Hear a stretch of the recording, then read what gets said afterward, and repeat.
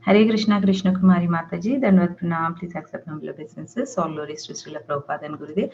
Thank you very much, Mataji, for joining the call. Hare Krishna. Hare Krishna, Mataji. Go ahead, Mataji. Oh no, you go ahead, Mataji. Thank you, sir. Hare Krishna, Mataji. Please accept my humble obeisances. All glories to Srila Prabhupada and Sri Guru and Gauranga and all the assembled devotees. Yasmati from Chicago. Hare Krishna, Yashamati Mataji, Dandavat Pranam, please accept my humble obeisances. All glories to Srila Prabhupada and Gurudev. Thank you very much, Mataji, for joining the call. Hare Krishna. Hare Krishna. हरे कृष्णा आनंद प्रियानंद माताजी दंडवत प्रणाम श्रील प्रभुपाद की जय गुरु महाराज की जय this is Shyama Gauri Devidasi from Charlotte Hare Krishna Hare Krishna, Shama Gauri Mataji, Dandavat Pranam, please accept my humble obeisances. All glories to Srila Prabhupada and Gurudev. Thank you very much, Mataji, for joining the call. Hare Krishna. Hare Krishna Hare Krishna Nandapriya Narmada Mataji, please accept my humble obeisances. All glories to Srila Prabhupada, Santa Ramya from Sharjah. Hare Krishna, Nitaramya Mataji, Dandavat Pranam, please accept my humble obeisances. All glories to Srila Prabhupada and Gurudev. Thank you very much, Mataji, for joining the call. Hare Krishna. Hare Krishna, Nandapriya. Hare Krishna, Mataji, please go ahead. Go ahead, beta. Hare Krishna, Nandapriya Narmada Mataji, please accept my humble obeisances. All glories to Srila Prabhupada and all the assembled devotees. This is Indulekha Karnadevi Dasi from Lincoln. Prabhuji is on the call, Mataji. So after Vrinda Gopika Mataji, please start. Sure.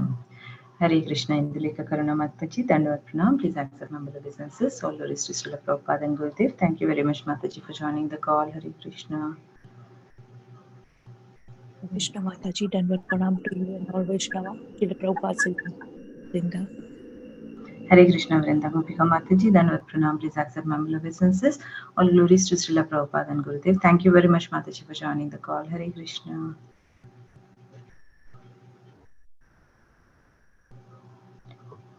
Hare Krishna, welcome to Bhakti Sangha conference call. Today we are very fortunate to have His Grace Sukumar Gaur Prabhuji on the call to enlighten us on the topic of Srimad Bhagavatam, Canto 6, Chapter 18, slokas from 31 to 34.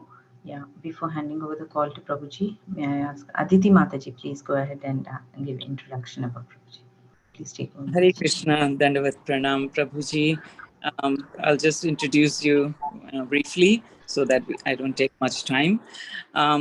His Grace Sukumar Gaur Prabhuji was born in Maharashtra, India in 1980, brought up in social background where spirituality was often questioned. Later, he developed a natural taste for inquiry in the mysteries of God creation. Passed College of Engineering, Pune, mechanical engineer in 2003. He came in touch with the devotees of International Society for Krishna Consciousness in 2003. He found all his questions answered in the books of Srila Prabhupada. As a student of MBA Finance, he studied Srila Prabhupada's book and became a sincere practitioner. He joined the NCDEX National Commodities and the Derivatives Exchange Mumbai as assistant manager and worked for 3 years. Later, he took on 2 years brahmachari training course in Sri Sri Radha Gopinath Temple, Mumbai, and was initiated in the Brahma Madhva Gaudiya Vaishnava Sampradaya by His Holiness Radhanath Swami Maharaj in 2010. He was in the youth preaching department and was in the seva of guiding the youth. He always wanted to share his joy of Krishna consciousness with the youth. So he gave up his job and decided to help the misguided youth by helping them understand the message of Bhagavad Gita. He joined ISKCON Chowpatty as a resident in 2009. Later, he was posted to ISKCON Nashik Temple. He is serving as a youth counselor in various colleges of Nashik. He conducts seminars on personality development topics in educational and corporate sectors. Thank you very much. Over to you, Mataji. Dandavat Pranam, Prabhuji. Hare Krishna. Thank you, Mataji. Thank you for the introduction. Hare Krishna.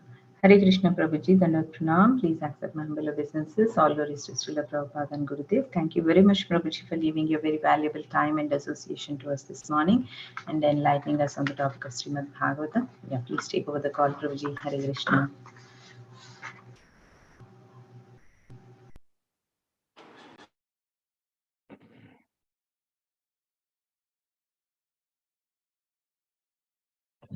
Hare Krishna. We'll start with the Mangalacharan prayers. Om Jnanatimirandasya Jnananjana Shalakaya Chakshurunmilitam Yena Tasmai Shri Guruve Namah. Shri Chaitanya Manobishtam Sthapitam Yena Bhutale Swayam Rupa Kadamahyam Dadati Swapadantikam.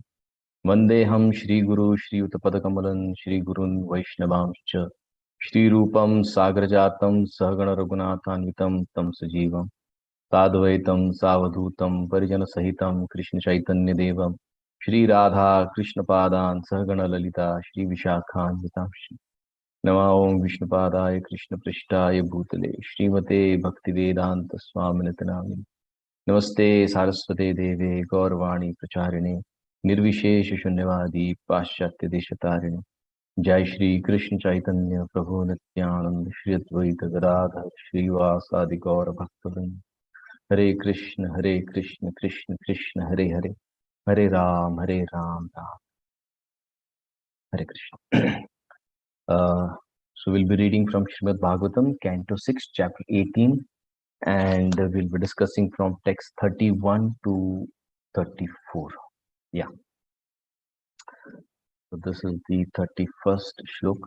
Evam sushrushitastata bhagavan kashyapastriya prahasya param prito ditim abhyadinandyacha. Translation and purport by His Divine Grace, A.C. Bhaktivedanta Swami Srila Prabhupada Ki Jai. O my dear one, the most powerful sage Kashyapa, being extremely pleased by the mild behavior of his wife Diti, smiled and spoke to her as follows. Shri Kashyapa Uvacha Varam Varaya Vamoru Pritaste Aham Anindite Striya Bhartari Suprite Ka Kama Yochagama. Kashyap Muni said, O beautiful woman, O irreproachable lady, since I am very much pleased by your behavior, you may ask me for any benediction you want. If a husband is pleased, what desire are difficult for him, his wife, to obtain, either in this world or in the next. 33 and 34. Patir eva hi narinam daivatam paramam smritam manasa sarva bhutanam vasudeva shriyapati sa eva devata lingair nama rupa vikalpita iyate bhagavan pumbi stribhischa patirupadrik. Translation and purport by Srila Prabhupada. The husband is the supreme demigod for a woman. The supreme personality of Godhead Vasudeva, the husband of Goddess of Fortune, is situated in everyone's heart and is worshipped through various names and forms of the demigods by fruitive workers. Similarly, a husband represents the Lord as object of worship for a woman. Purport by Srila Prabhupada. The Lord says in Bhagavad Gita 9.23, Ye apya anya devata bhakta yajanti shraddhayanvita tepi mam eva kaunteya yajanti avidipurvakam. Whatever a man may sacrifice to other gods, O son of Kunti, is really meant for me alone. But it is offered without true understanding. The demigods are various assistants who act like the hands and legs of the Supreme Personality of Godhead. One who is not in direct touch with the Supreme Lord and cannot conceive of the exalted position of the Lord is sometimes advised to worship the demigods such as various parts of the Lord. If women who are usually very much attached to their husband worship their husbands as the representatives of Vasudeva, the woman benefits, just as Ajamil benefited by calling for Narayan, his son. Ajamil was concerned with his son, but because of his attachment to the name of Narayan, he attained salvation simply by chanting that name. In India, a husband is still called Pati Guru, the husband's spiritual master. If husband and wife are attached to one another for advancement in Krishna consciousness, their relationship of cooperation is very much effective for advancement. Although the name of Indra and Agni are sometimes uttered in Vedic mantras, Indraya Swaha, Agneya Swaha, the Vedic sacrifices are actually performed for the satisfaction of Lord Vishnu. As long as one is very much attached To material sense gratification, the worship of demigods or worship of one's husband is recommended. So we welcome all devotees for this Srimad Bhagavatam class. So grateful to all of you for allowing me to make a presentation on Srimad Bhagavatam, Canto 6th, Chapter 18 and 33rd and 34th Shloka.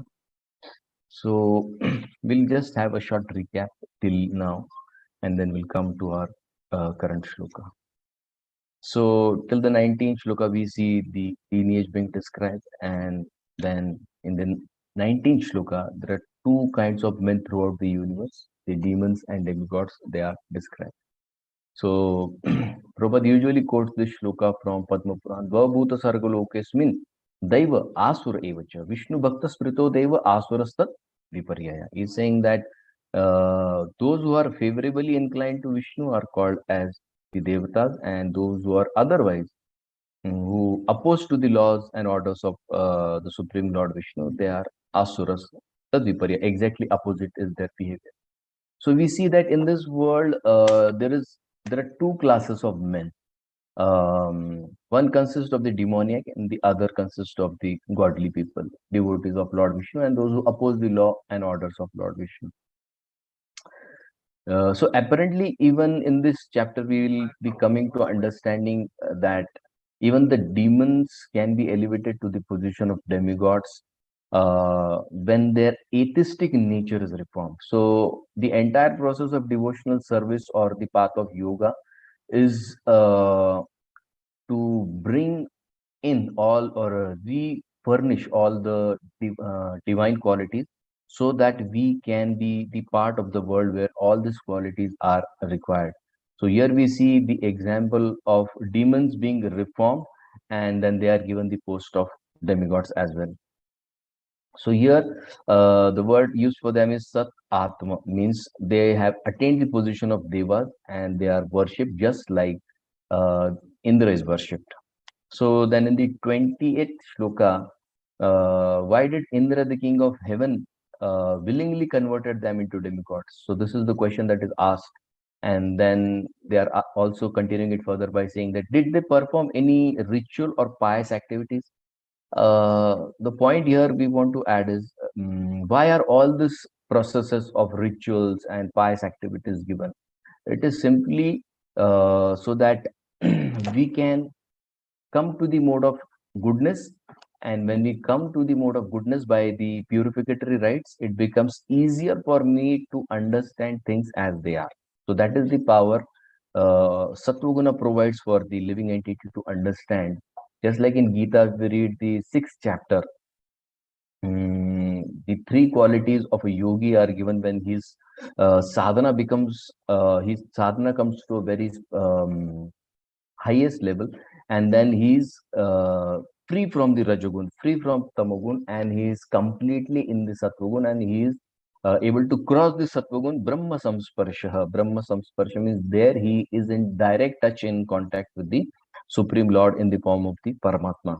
So he has crossed all the three modes, and that is why he can see things as they are. Then the next slokas, Krishna says that such a kind of yogi, he's constantly seeing me everywhere and in everything. And since he's able to see me in everything and in everywhere, neither is he lost to me, neither am I lost to him. So we are in constant touch with each other. So there is no hiding of Krishna, because he is able to see Krishna within everything, and everything made by Krishna's energy. That's the level that. So this rituals or pious activities are a way by which a sadhaka or a student or a practitioner is gradually purified, and as he crosses the ladder, he'll one day surely come to a place where he can see things as they are, as the nature functions.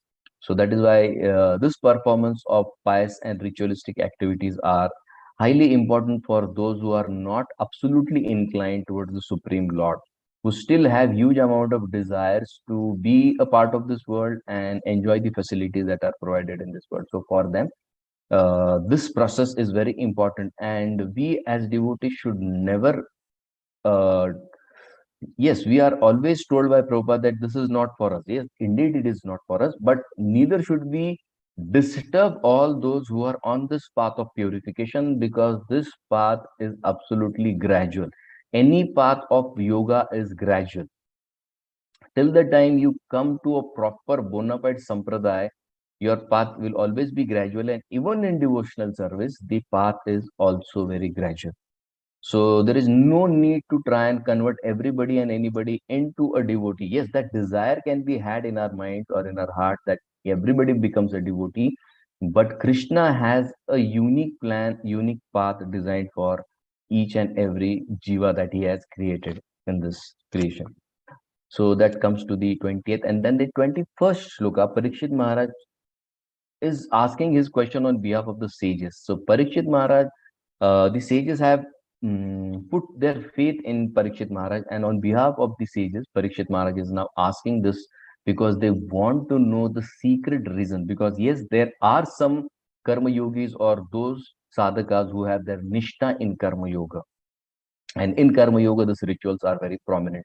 So that is why they want to know the secret reason as to how a person of demoniac quality got a place in the devata association. Then comes the 22nd shloka, where Shukdev Goswami is very happy because there is a specific reason here. Indeed, the question is beneficial to everybody, but more than that, here they have added two things: alpam, arthavat. Alpam means in brief, in such short words or in such less words, he has asked arthavat a very, very meaningful question. And that is why Shukdev Goswami is very impressed by the questions of Parikshit Maharaj. So, Arthavat, three meanings are given by Vishwanath Chakravarti Thakur. Uh, so, one point that he mentions by this word Arthavat is by performing tamasic bhakti of the Lord, the goal of with the goal of harming others, even when the goal is not proper, but the bhakti practiced in tamogun is so powerful that it still purifies the heart of the performer.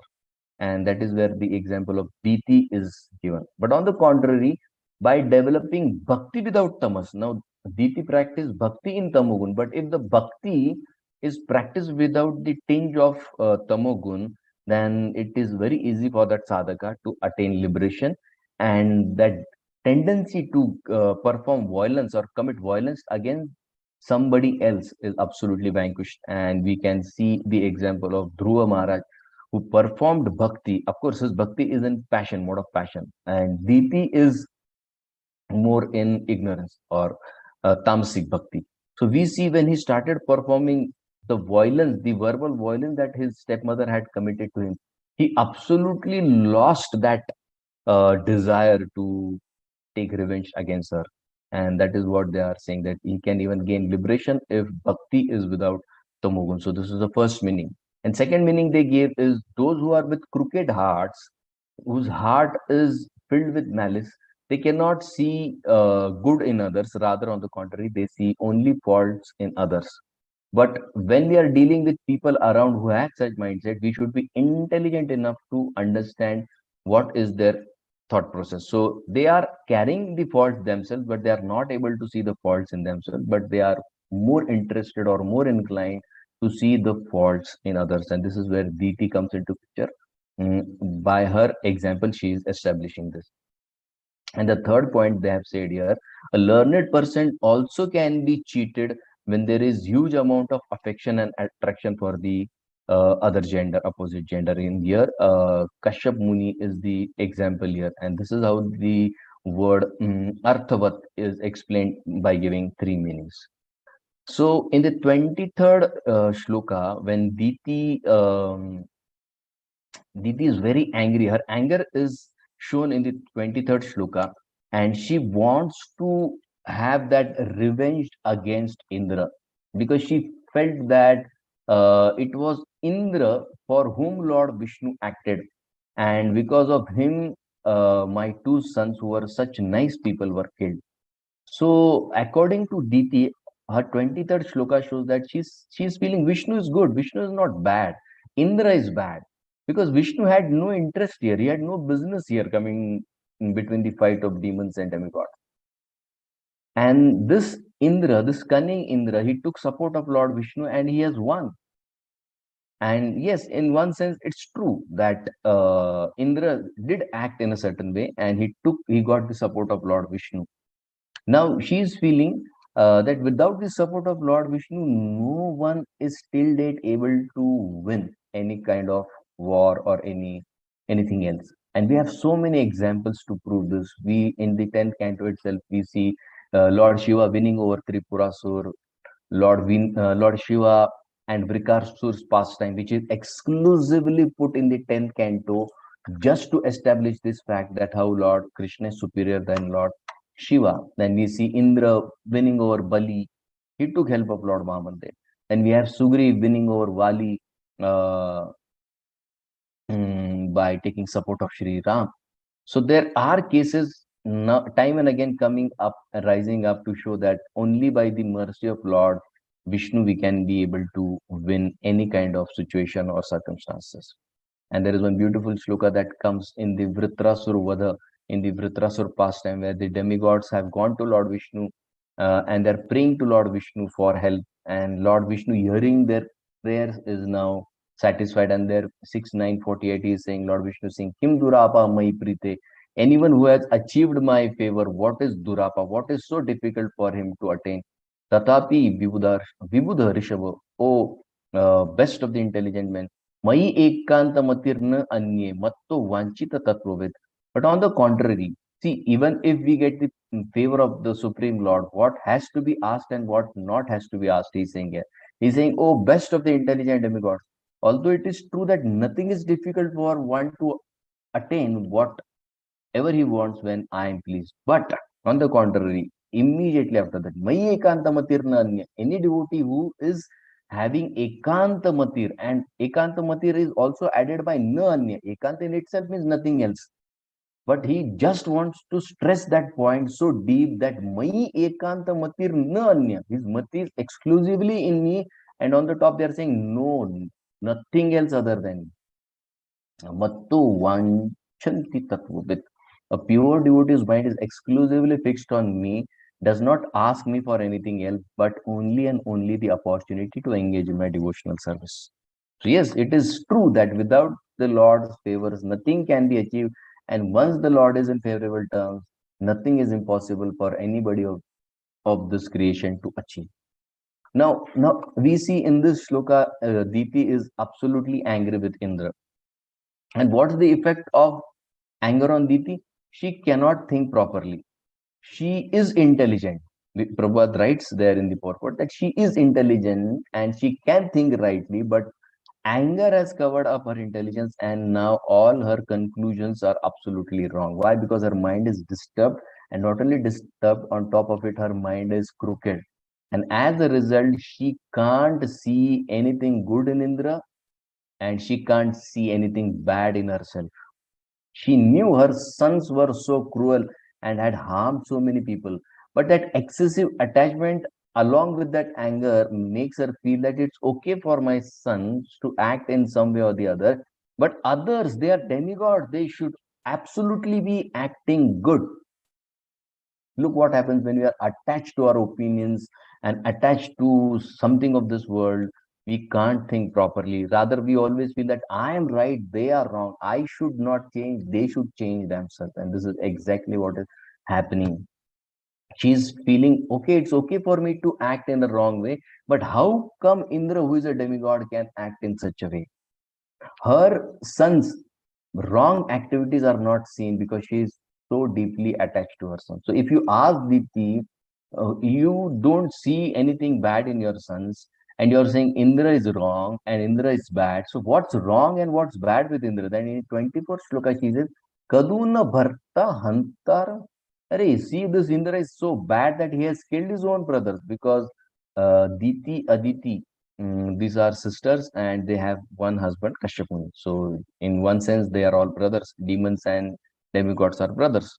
So, she's saying, Bhartra Hantaram, he has killed his own brother, Indriya Arama Ulbanam. And this guy, Indra, Indriya Arama, He absolutely wants all kinds of pleasures for his senses, ulbanam, and that is why he has gone cruel, because he doesn't see anybody else, he sees only his sense enjoyment.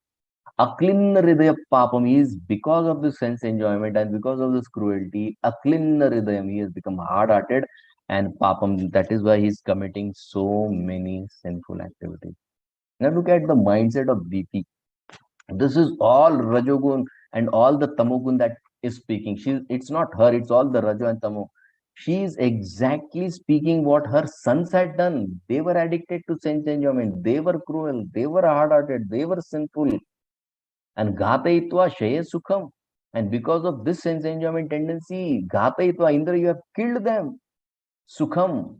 Now, if I want that Sukha, when will that happen? Then she'll speak the next Sukha. But all these things are had been done by her own sons.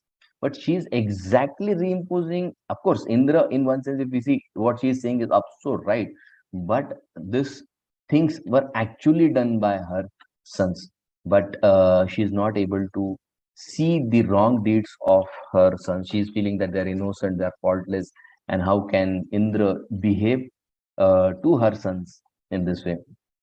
Now, one point I would like to highlight is that's exactly how the heart of a mother is supposed to be. It's so soft and filled with love, care, affection, mercy, forgiving nature, what not, all the good and the best qualities of this world are seen in a loving and caring mother.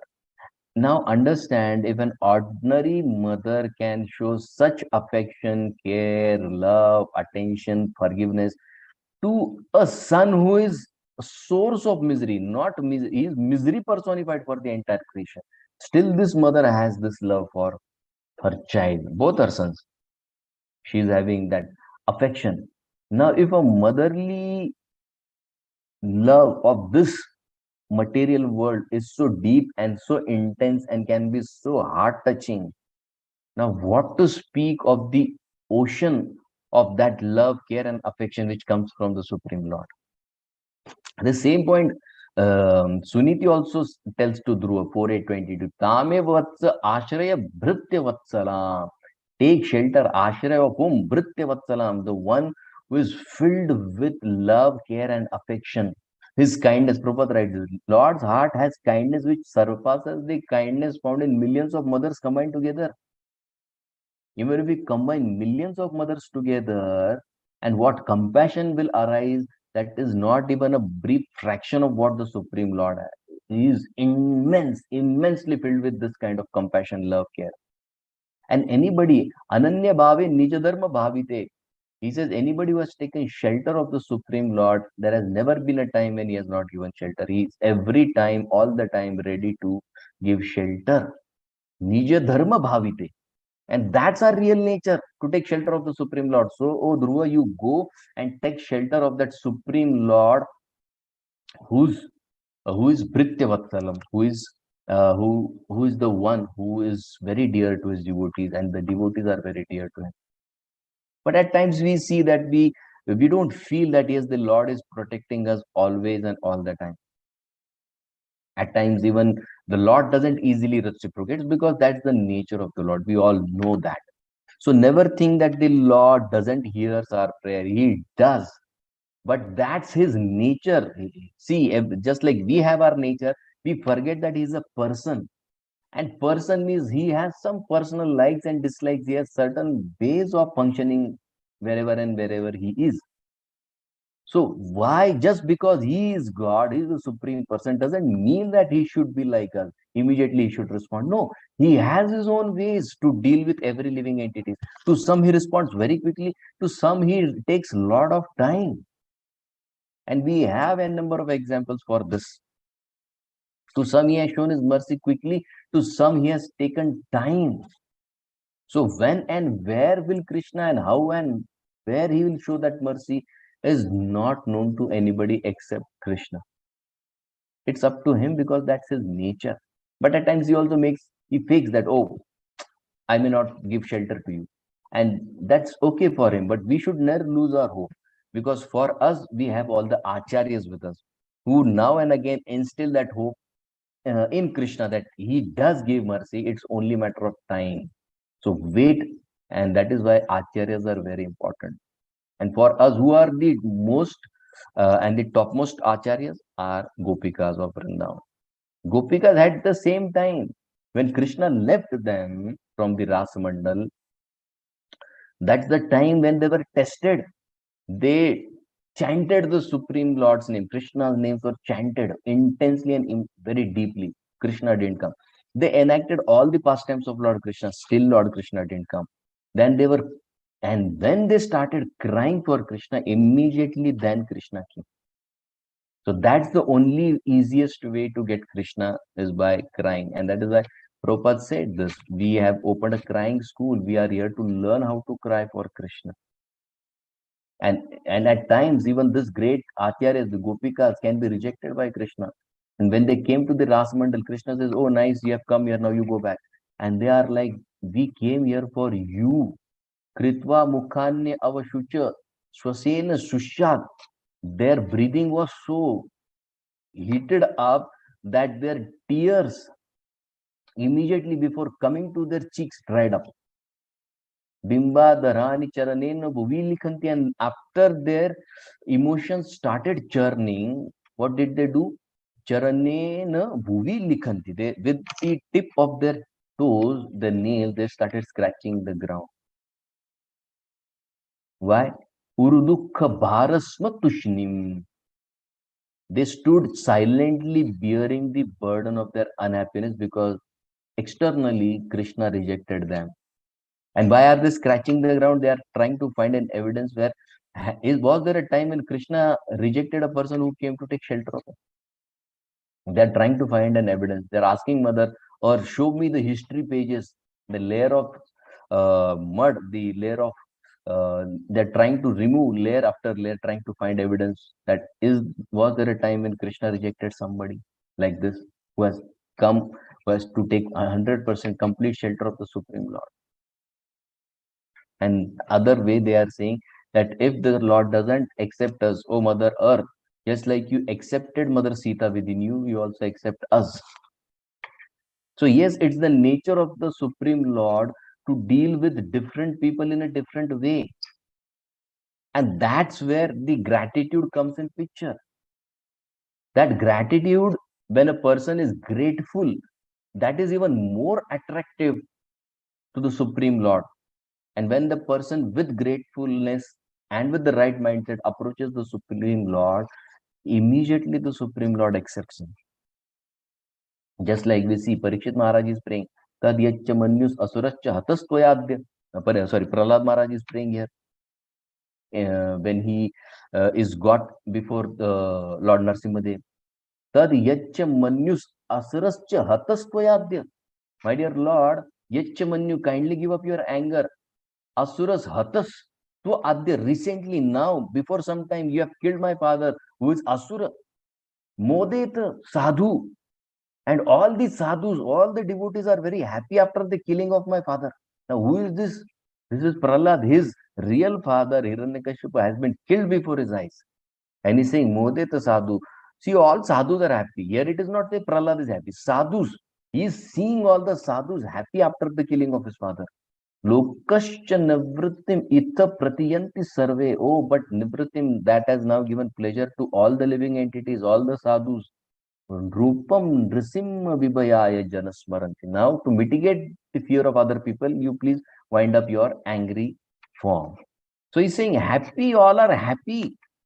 And in that mindset, he's approaching the Supreme Lord. So, yes, here externally seeming the Lord may reject us, but if we approach him with gratitude that till now you have done so much for me, and now when I need you, maybe you have some plan.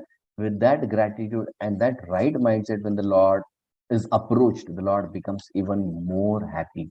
So this gratitude parameter has always to be considered, because spiritual life without gratefulness is absolutely useless. Prabhupada writes this in Ajamil pastime.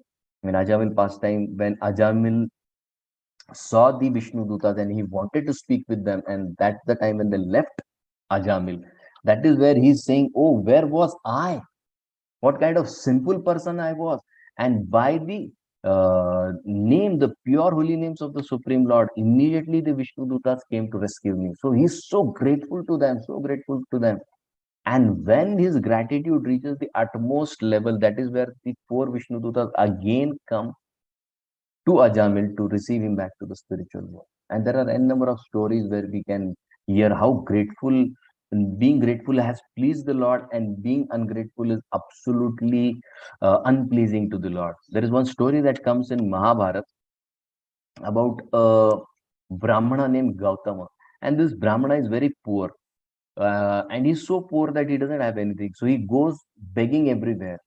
And one day when he's begging everywhere, he finds one person who is walking across the street. So he catches him and tells him, "See, I am a Brahmana. If you give me dakshina for whatever work you are going, it will be successful."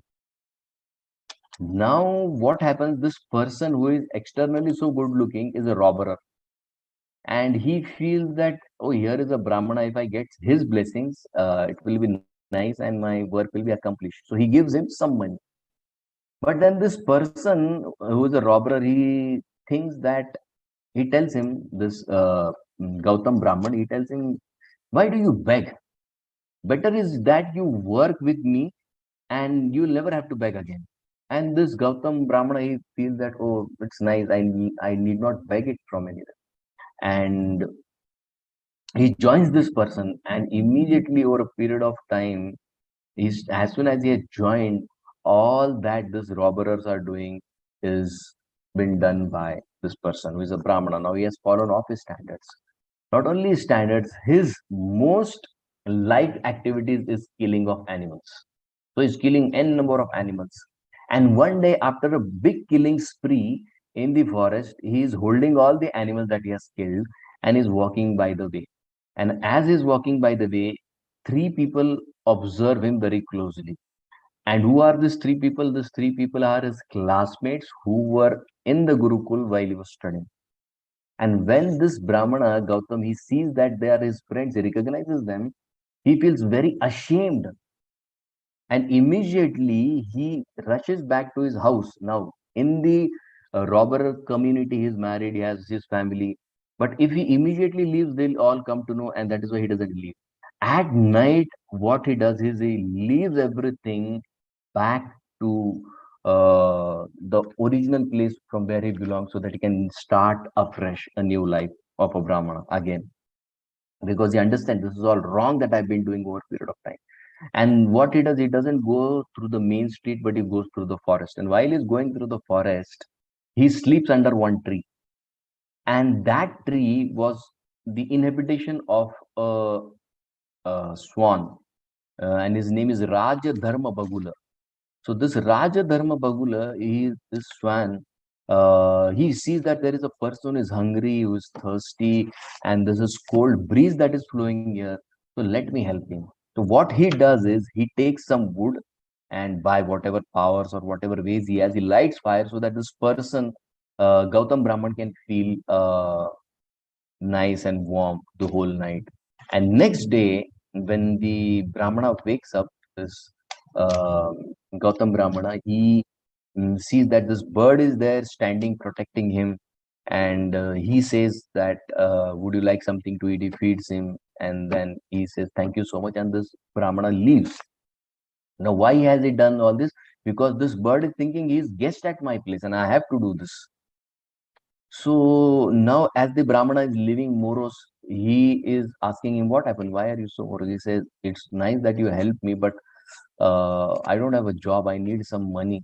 So he says, oh, that's the problem. See, here, when you go ahead, the next kingdom is of my friend. And if you go to that friend of mine, Virupaksha Raja, that name of the king is Virupaksha. If you go there and tell him that I am the friend of Raja Dharma Bagula, he'll give you all the wealth. So he goes and tells the Virupaksha king that, see, I have come from your friend's place, and he has told me that you can help me. And the Raja is asking, oh, you met my friend, he's so happy. And he says, what do you want? He says, I want some wealth. He says, take him to my take him to the place, my treasury house, where everything is there. And whatever you can carry on your back, how much ever you can carry on your back, you take it from my treasury. So he's taken to the treasury. He takes as much as he wants. He's packed up. His back is bending because it is so loaded. And then he thanks the kings and leaves. Now, every day, this Virupaksha king and this Raja Dharma Bagula, they meet every day. Now, what happens the night he comes back and he's again hungry because he is carrying so much of load and he's passing again by the same path. He comes to the place where this Raja Dharma Bagula is there and he sleeps there at that time and he lights fire because he is hungry. And what he thinks is, see, I'm hungry. If I don't eat, I'll die. So what I'll do is I will cook this bagula, this swan, and eat. And he does the same thing. He makes fire, and the person who had saved his life, he takes that swan, removes all its feather and his body. He cuts it and eats it after baking it, and he moves ahead. Now, next day, the king comes and he doesn't find his friend, the Rajdharma Bagula. And when he doesn't find the Rajdharma Bagula, he orders his soldiers to find, and they find these feathers, and they say, check out who has gone past through this. And they find this Brahmana boy, Gautam, and they immediately catch him. And now he's so angry that this person who helped you, you killed him just for eating sex. So he tells his soldiers that cut him into pieces and feed the vultures. So his body, the Brahmana body, because he is wrong. So his body is killed, he's cut into pieces and thrown to vultures. The vultures, as soon as they see the body of this Brahmana, they run away. Not because it is the body of a Brahmana, because it is the body of an ungrateful person. And as soon as they see, they run away. Then the king soldiers are amazed. These people are flying away. These vultures are flying away. So they throw it before the dogs. Even the dogs run away. Then they throw that body before the wild dogs, which are even lower than the regular dogs. They even run away. Forget about the wild dogs. Even the ants and the worms, they don't touch the body because they all say unanimously that this is the body of an ungrateful person. That is how being ungrateful is so wrong in our spiritual life. So just like we have this king Virupaksha and the uh, king king and the swan. Just so the king can be compared to Lord Krishna, and this Bagula can be compared to the devotees. Devotees have done so much for us, and when devotees are pleased, immediately the Supreme Lord is pleased. But when we become ungrateful to those devotees who have helped us in our spiritual life, immediately Krishna will cover everything that he has given. So we should always remember what all has been done for us previously. So here we see the lack of discrimination in Diti. She is ready to even commit violence against Indra because she is so attached to her own thought process. And she is now becoming hard-hearted. To what extent? Now she will be thinking how to punish Indra. In the 26th shloka, we see Diti wanted to punish Indra because she is thinking he is lower than an animal. And Diti is thinking that Indra has considered his body is eternal and nobody can harm him. And now he has become unrestrained. So to cure Indra's madness, I will devise a mean by which he will become humble. Not only humble, he'll also understand and he'll be killed. So this is her thought process. Now this is the cruelness that Diti will adopt. Now see, being a woman, women have their own features and mercy and forgiveness. Krishna says in 10th chapter Gita that these are the qualities which are representing me, which are present in them. And an exact opposite to that we see here. She is thinking that I will devise a plan. And what plan she devises? 27, 28. She thinks that my husband, who is so powerful, I will please him, and by pleasing him nothing is impossible, because the word we saw in today's shloka is the word is used for Kashyap Muni is Bhagavan. She very well understood the powers of her husband, and that is where she thoroughly serving day in day out her husband. And what is the effect of that service? Evam striya jadibhuto. Jadibhuto means he is absolutely enchanted. Vidwan apip manojaya. He was Vidwan, he was very learned. Manojaya means very expert. Badam iti aha vishwaso, vivasho. Vivasho means he was helplessly under her control. Natat chitram hi yoshitaha. And it is not astonishing because that is what is the power of service. Please understand. Any devotee, I still remember when we are even just good, that is how a person becomes attractive. When I was in Mumbai working for NCDX, so we used to stay in base. So we had one Gujarati boy who was also staying with us, but he was not chanting regularly. On and off, he used to chant, but he used to every day come and visit the base. When he completed his graduation, so he went back to Gujarat, the place where he belonged, and he asked devotees if there is a center there, and there was a center which was run by one sannyasi from ISKCON, and he got connected to that temple. And when he got connected to that temple, he used to visit on and off the temple and chant there. And this was seen by that sannyasi, and he was none other than His Holiness Mahavishnu Swami Maharaj. And Mahavishnu Swami Maharaj, when he was in his final days, he could understand from his body that what will happen in future. So Maharaj wanted to return back to Mumbai for his treatment and his preaching mission. And Maharaj thought that maybe I won't be able to return back.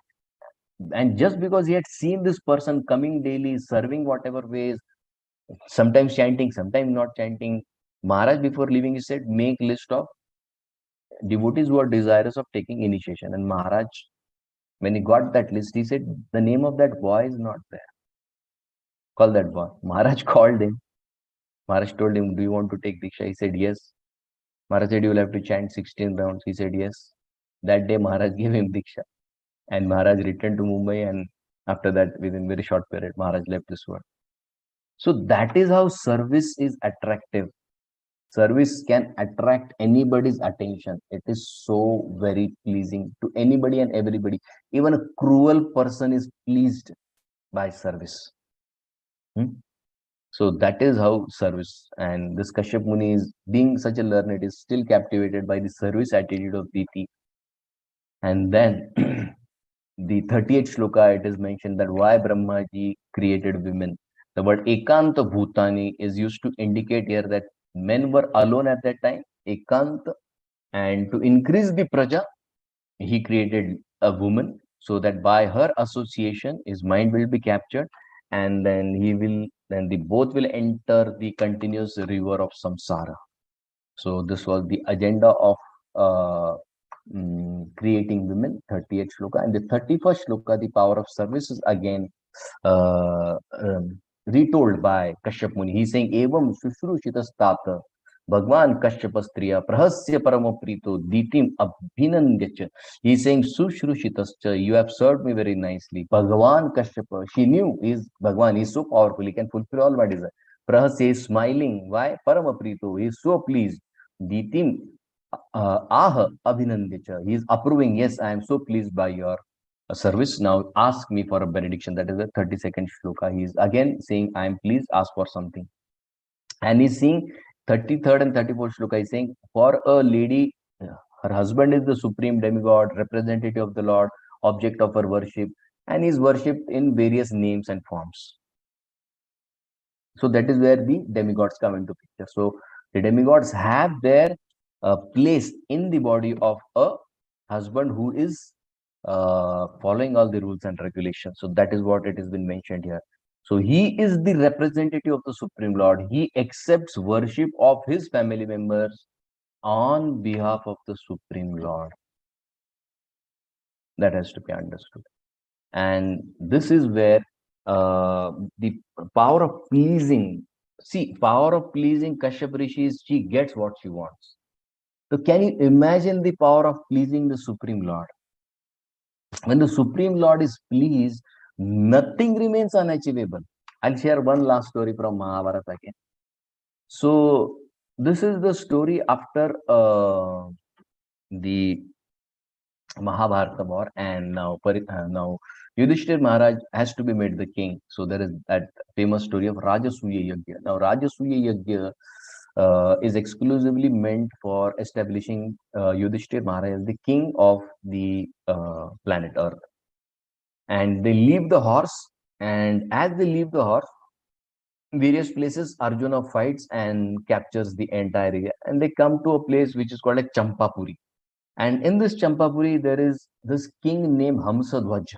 So this is a small territory, but the king is a great devotee of the Supreme God. And this king Hamsadhwaja has a son named Sudanva.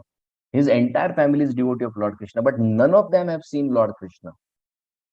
None of them have seen Krishna face to face. One day they received the news that Yudhishthir Maharaj has left his horse of Ashwamedha Yajna. The king is so happy now that they will have darshan of Arjun and Krishna driving the chariot. So his entire family, his entire kingdom comes to welcome that horse along with the army of Arjuna. But when he comes out and sees that there is only Gandhivdhari Arjuna, there is no Krishna, he is disappointed. This king, Hamsadhwaja, is absolutely disappointed. He says, no, I want to see Lord Krishna. No, see, that is what we have to understand. That is the desire we should have, burning desire to see Krishna. What is crying? The cry. See, Gopikas were happy hearing. Tava kathamritam, tapta jivanam. They are happy hearing. They are saying one who preaches is even more glorious. They themselves are preaching. They themselves are chanting. They are themselves singing the glories and various pastimes. But no, they want to see Krishna. Why they cried? I want to see Krishna. Hearing and chanting is good. That should lead to having the desire to see Krishna. And this is exactly what happens here with Hamsadhwaja Maharaj. Now, Hamsadhwaja Maharaj is so disappointed. He says, no, nothing doing. I want to see Parth and Parthsarthi both together. And in that intense desire to see Krishna, he feels that if I have to see Krishna, I must catch this horse. And then Arjuna will come to fight. And for Arjuna, Krishna has to come here. So Hamsadhwaj Maharaj immediately gets back to his kingdom. He makes an announcement in the entire kingdom that now we are starting to beat the drums. Before the drums stop beating, all the soldiers, all the men have to assemble here. Those who don't come will be put in boiling oil. Everywhere the news spreads, all people, whatever weapons they have gathered together, all soldiers are running. Everybody is gathered. Whoever was supposed to come, everybody has come. There is only one person who is late, and that is the son of the king, Sudanva. King's own son, Sudanva. Why is he late? Because he has this habit of constantly chanting Harinam. It's constantly, continuously, wherever he is. Even in sleep, he's chanting Krishna, Krishna, Hare Krishna. So when Hamsadhwaja Maharaj sees that everybody has come except his own son, he is very furious. Now what happens here is, first of all, he's busy chanting. When he gets the news that his father has called, he goes first to his mother to take her blessings. Now, as he goes to his mother says, look, my son, I won't be able to take darshan of the Supreme Lord. But just like Suniti got darshan of Lord Krishna by her son, Dhruva, you be glorious, you be successful, and because of you, I'll be able to see Krishna someday. And she gives him one instruction: get killed, but don't come back. If you die there, I am happy, but don't come back without fighting Arjuna. This is the instruction, because she is a Kshatrani, she is a Kshatriya lady. That power and that passion is there inside her. He says, don't return, die, but don't come back. Then he meets his mother, leave. He comes and meets his sister. Sister ties that Rakhi, Raksha Bandhan, then that Deep and Tilak and everything is done. He takes her blessings. Then he comes to his wife Prabhavati. And it's only been a short time that both of them have been married. And Prabhavati knows that anybody who has fought with Partha and Parthsarthi has never come back alive. So she tells him that, see, I know you're going for a war, and this war is with Partha and Parthsarthi, and I know you're not returning back because nobody has come back till date. So it's my desire that I have a son from you, so that in future he'll be able to do all the rights for you. And he does fulfill the desire of his wife Prabhavati. But here the Maharaj is waiting, and in that rage of anger, he sends uh, his people there. Now, see here, this Prabhavati is displaying such a powerful attitude. That was the culture of the Vedic times. In Akbar's period, there was a war, and many Hindu soldier men got killed. And that night, all the bodies were lying there. Akbar had his own army, he's there enjoying. And at that time, in that night, one person comes with a torch searching for something in the battlefield. And Akbar sees that and he goes and catches that person. And that is where he comes to know that this is not a man, there is a woman, there is a lady, young lady who has come. Now he asks her, "What are you doing here in this battlefield?"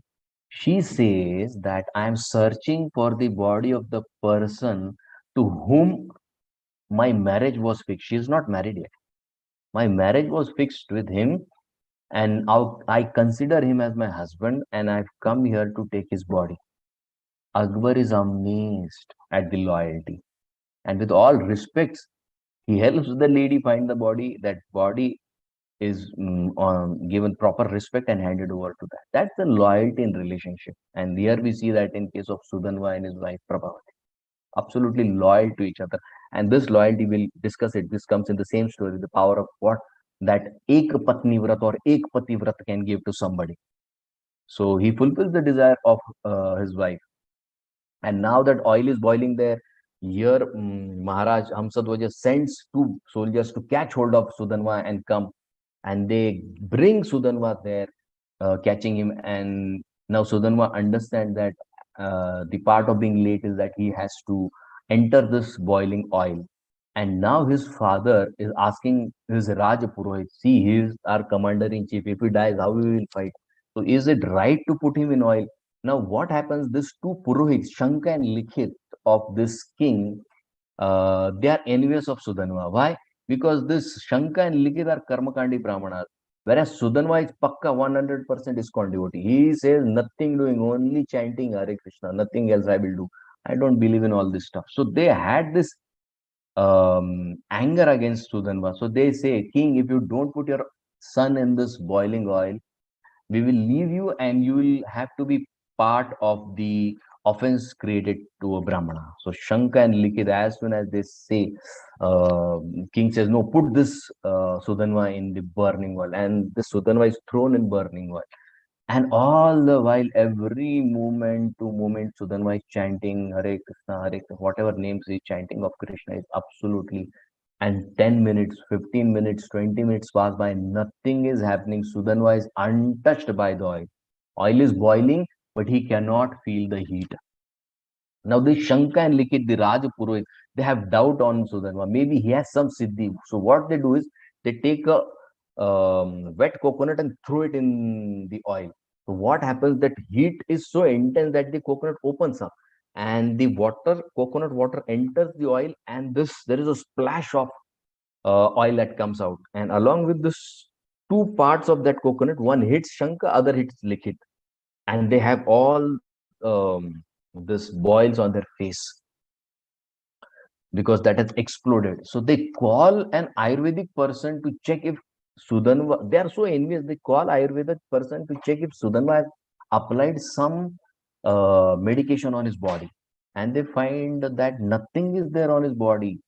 That is where they come to understand that his chanting is so intense, it is so absorbed that he is not able to feel the heat of the oil. And that is the place where they come to understand that he's such a great devotee of the Supreme Lord.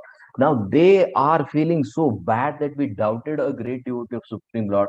So they throw themselves in the oil to destroy their bodies as an offense to this devotee Sudanva. But as soon as they enter the oil, their body touches the body of Sudanva, and they are also unharmed. Now the king comes to understanding this person is not ordinary. He's a great devotee of Supreme Lord. So Shankar Likhit are got out. Sudanva is got out. Now the king says, you are the commander-in-chief. You have to fight such great battle that we are able to see Krishna here in this battlefield. So here we see now Sudanma entering the battlefield, and as soon as the chariot enters the arena, here Arjuna is waiting for Sudanma. What will happen? Who is coming? How is coming? And immediately what happens is Sudanma, as soon as he comes in, he starts shooting arrows of rain of arrows. And as soon as he enters, Arjuna is amazed. Who is this boy with such great skill? Then Arjun shoots, and all the arrows, the rain of arrows that Arjuna shoots on Sudanva, each and every arrow is broken into pieces by Sudanva. Now, Sudanva's skill is so attractive. Arjuna says, who is this boy? Then Sudanva says, I'm not a boy. You know, I am a Kshatriya warrior and I can fight with you. I am capable of fighting with you, Arjuna.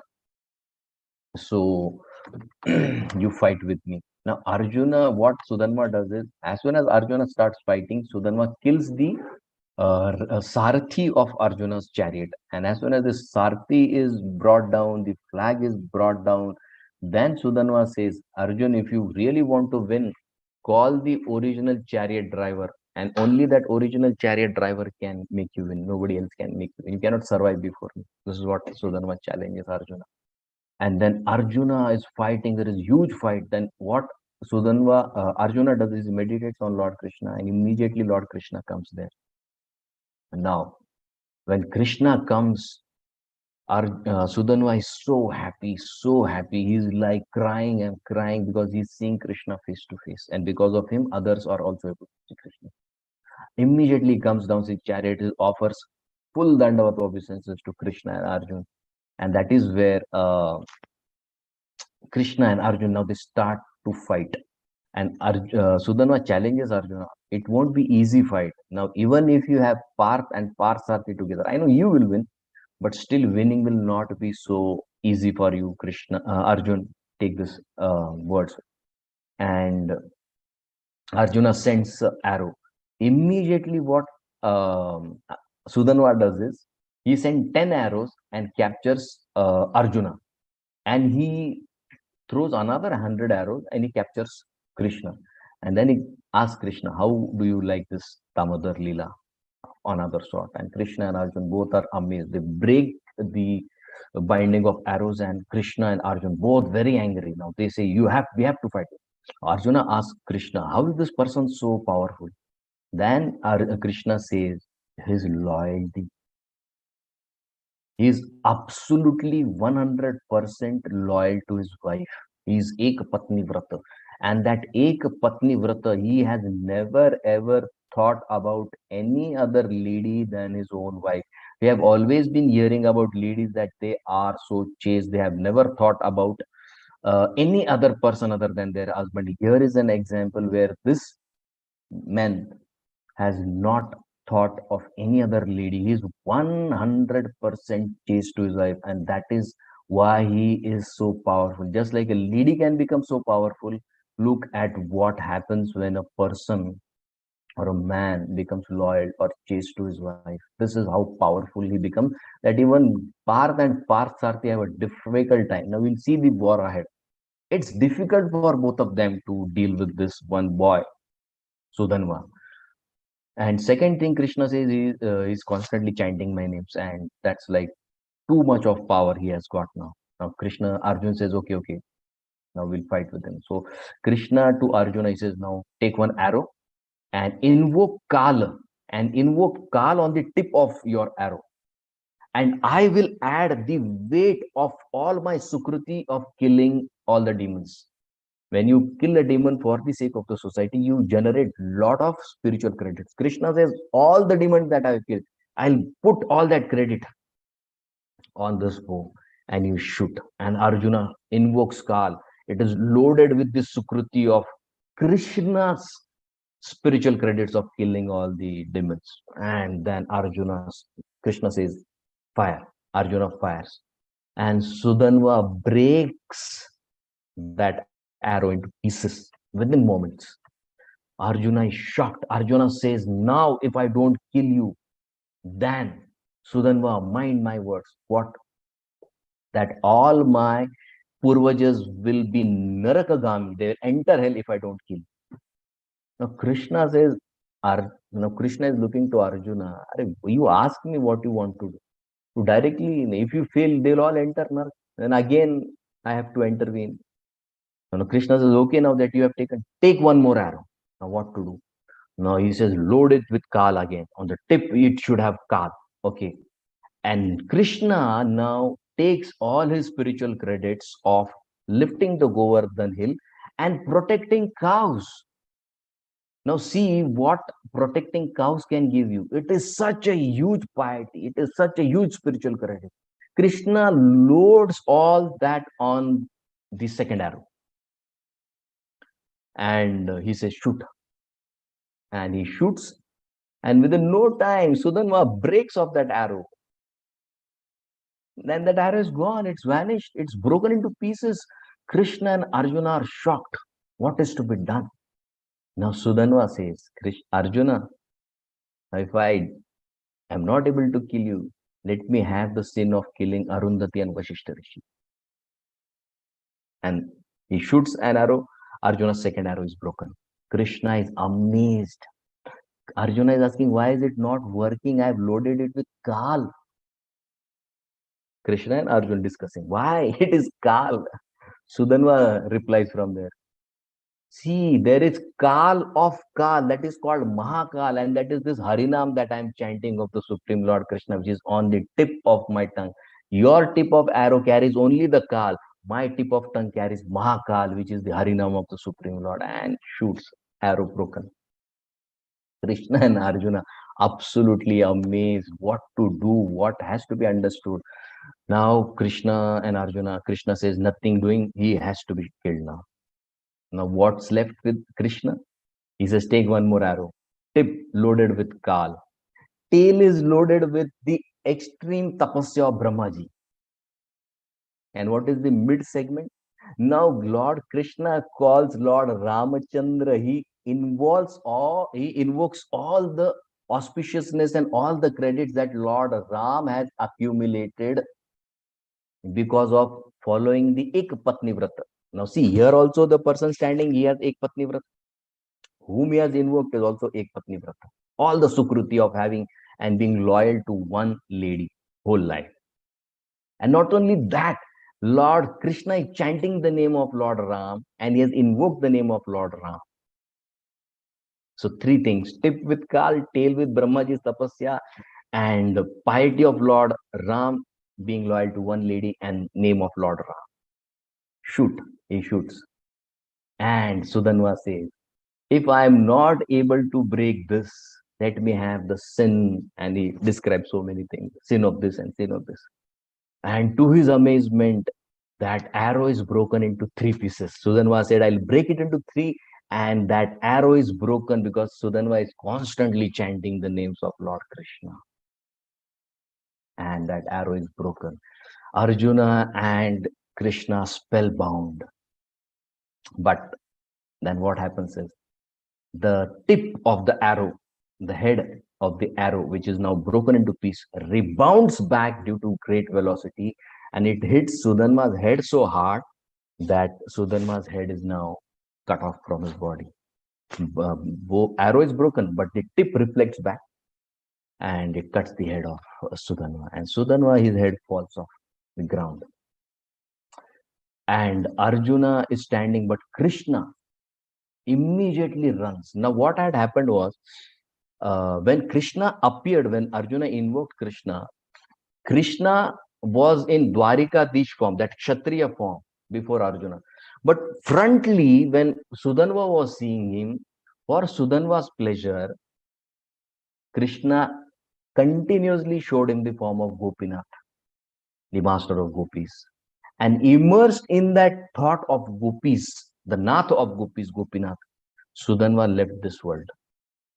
When the soul came out from the body of Sudanva, Garudji and Vaikuntha Viman both appear there. But Krishna says, you both are too slow. I want my Sudanva to immediately reach the spiritual kingdom, Golok Vrindavan. And that is where Krishna invokes the Sudarshan Chakra. And immediately Sudanva is transported back to Goloka Vrindavan before everybody. So that's the power of pleasing Krishna. And what was Sudanva doing? Did he do some great things? No. Constantly chanting the names of Lord Krishna. He pleased Lord Krishna beyond limits, beyond limits. And immediately everything was done for him by Lord.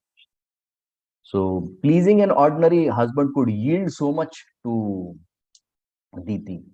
So what to speak of pleasing the supreme husband, Lord Krishna? Nothing is impossible for any one of us if we are absolutely immersed in hearing and reading and chanting about Lord Krishna. Thank you all very much. Hare Krishna, Srila Prabhupada ki jai, Ananta Koti Vaishnava Vrind. Grantara Srimad Bhagavatam. Hare Krishna. Thank you so much. That was really spellbound class, as you were saying. So, Krishna and Arjuna were spellbound of Sudanvas. Sudanva. So, same way we are spellbound of this class which you had given. So this is really amazing, Prabhuji. Every time you come, I'm really awestruck of your pastimes which you narrate. So thank you so much for sharing this, Prabhuji. So whatever, even if this shows that holy name is more powerful than the Lord himself. So that's how we see even in Ramayana also, the monkeys, they, I think the pastime of Hanuman, right? It's a holy name which saved Vibhishan. Yeah. So thank you so much, Prabhuji, for this wonderful class. So dear devotees, any questions or realizations, please go ahead. It's okay, Mataji, if we spend another 5 minutes because I have to rush for some other. Okay, Prabhuji. Only one question then. Okay. Yes, Prabhuji, is that okay? Yes. Jyoti Mataji, please go ahead. Hare Krishna Mataji, thank you so much. Dandavat Pranam to you. Hare Krishna Prabhuji, thank you so much for the class. And thank you so much for giving the values of chanting. Prabhuji, my question is, what about those who are grateful, non-devotees who are grateful, and the devotees who are not grateful? So how to look and deal with them? Because what exactly gratefulness is in the spirituality? I feel that gratefulness is like when the selfish motives are fulfilled, even if we are in spirituality or even if we are in material in this thing. So what exactly the value of gratefulness is? That is my question. Okay. Yes. See, Krishna has 4 very prominent qualities. And one of the most 4 prominent qualities of Lord Krishna is he is ever grateful to anybody and everybody who has come to him, seeking anything, maybe material benefits or perks or anything else. He is ever grateful. These are the 4 qualities. Chaitanya Charitamrita, Adi Leela, I don't remember the other 3, but one is Kritagya. He is always Gyata. He always remembers everything and anything. So why gratefulness is so highlighted here? Simply because in the spiritual world, we will be dealing with people who are super refined and super consciousness. Now that has to be practiced here initially. And when we develop all these qualities, we will be allowed entrance in the spiritual world. So when we are to deal with a person who is so super refined, we also have to get super refined in our dealings. And that is where gratefulness is one of the qualities. Just like Na Parayeham, Nirvatya Samyuta, we hear this very famous verse from Ras Leela. But one reason why Krishna hid from the gopis, of course they were proud and that is why he hid, that's one reason. But the another reason is Krishna was thinking they have done so much for me. They have given up everything and anything that a person dies and lives for in this material world. How will I be able to repay them? And he was thinking, I won't be able to repay them. I will be like a kritagna to the gopis. And that is why he hid himself. So that's where Krishna's superior qualities are in picture, and to develop them, we need some practice session, which we are going through now here. And regarding the point that you raised about non-devotees being grateful and devotees being grateful. How do we look into that? See, devotee is a devotee. No, Okay. devotees who are not grateful and non-devotees who are very grateful. Yes, that's what I said. Non-devotees who are grateful and devotees who are ungrateful, right? Yes. Yes. So, see, devotee definition has to be clarified first for this. If you read Chaitanya Charitamrita, there is a broad range of what a devotee means. And Lord Chaitanya himself gave.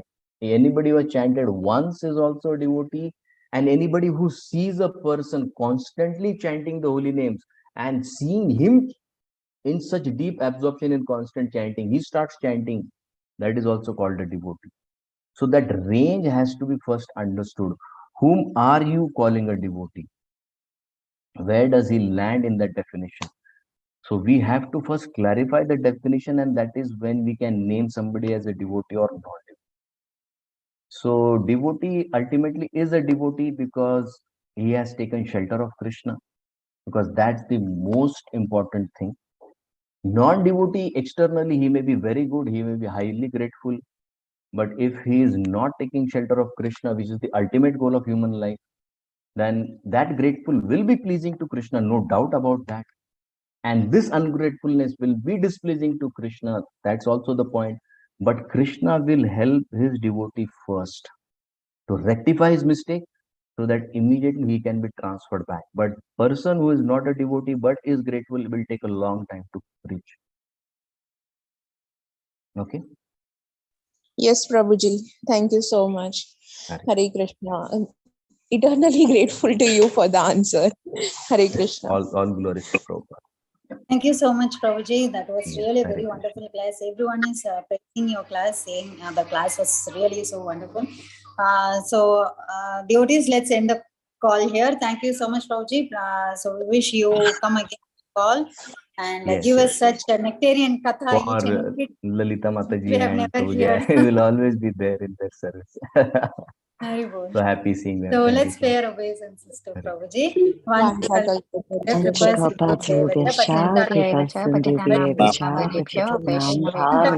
Vaishnavebhyo Jai Srila Prabhupada. Radhe Jai Jai. Jai. Thank you, Prabhuji. Thank you, Prabhuji. Koti koti dandavat Namaskar. pranam. Beautiful.